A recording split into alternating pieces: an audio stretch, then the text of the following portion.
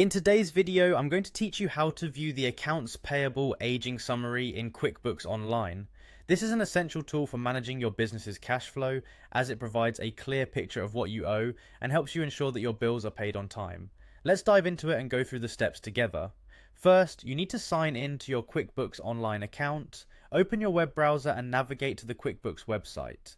Here you'll find the Sign In button prominently displayed. Click on it to proceed. Signing in is your gateway to accessing the various features and reports that QuickBooks has to offer, so ensure your credentials are correct. Once you've clicked Sign In, you'll be asked to select the service you're using. Choose QuickBooks Online from the options presented. This is an important step because QuickBooks offers several products and you'll need to access the online version to follow along with today's tutorial. Now it's time to enter your credentials. Carefully type your username and password, then hit the Continue button. If you haven't enabled it yet, consider setting up two-factor authentication for an added layer of security. This extra step can protect your financial data from unauthorized access.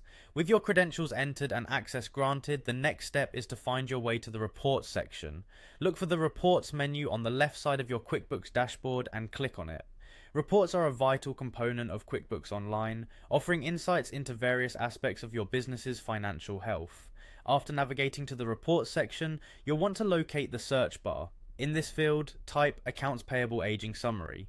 Using the search function can save you time and effort in finding the specific report you need. Once you've entered the search term, you'll see the Accounts Payable Aging Summary report appear in the list of options. Click on this report to open it. This summary will show you aging details for outstanding bills, broken down into different intervals such as 130 days, 31 to 60 days, and beyond. Understanding these periods helps in taking timely action on overdue accounts. And there you have it. By following these steps, you can easily access your accounts payable aging summary in QuickBooks Online. This report is a crucial part of keeping tabs on what your business owes.